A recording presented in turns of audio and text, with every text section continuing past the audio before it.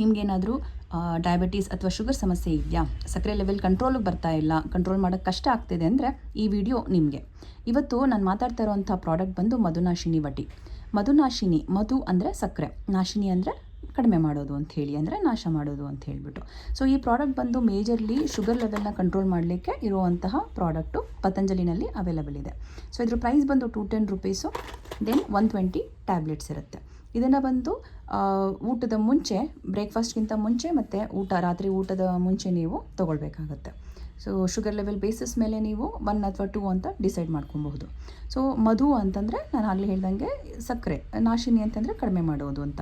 ಇದರಲ್ಲಿರೋ main ಇಂಗ್ರೀಡಿಯೆಂಟ್ಸ್ಗಳ ಬಗ್ಗೆ ಹೇಳ್ತೀನಿ. Main ಇಂಗ್ರೀಡಿಯೆಂಟ್ಸಲ್ಲಿ ಏನು ಬರುತ್ತೆ ಅಂದರೆ ಗುಡ್ಮಾರ್ ಬರುತ್ತೆ. ಗುಡ್ಮಾರ್ ಅಂತಂದರೆ ಇದು ಆ್ಯಕ್ಚುಲಿ ಶುಗರ್ ಡೆಸ್ಟ್ರಾಯರ್ ಅಂತಲೇ ಕರೀತಾರೆ ಆಯುರ್ವೇದದಲ್ಲಿ.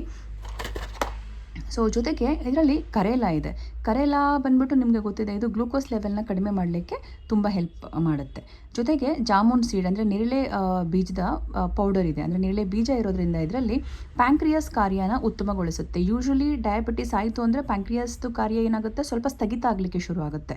ಬಟ್ ಯಾವಾಗ ಈ ಇಂಗ್ರೀಡಿಯೆಂಟ್ ಇದೆ, ಇದು ಅದನ್ನು ಉತ್ತಮಗೊಳಿಸೋದಕ್ಕೆ ಸಹಾಯ ಮಾಡುತ್ತೆ, ಜಾಮೂನ್ ಸೀಡು. ಜೊತೆಗೆ ಇದರಲ್ಲಿ ನೀಮ್ ಇದೆ. ನೀಮ್ದು ಮೇನ್ ಕೆಲಸ ಏನು ಹೇಳಿ, ರಕ್ತ ಶುದ್ಧೀಕರಣ ಮಾಡುವಂಥದ್ದು. ಸೊ ರಕ್ತ ಶುದ್ಧೀಕರಣ ಮಾಡೋದ್ರ ಜೊತೆಗೆ ಮೆಟಬಾಲಿಸಮ್ನ ಬಂದು ಸುಧಾರಣೆ ಮಾಡುತ್ತೆ.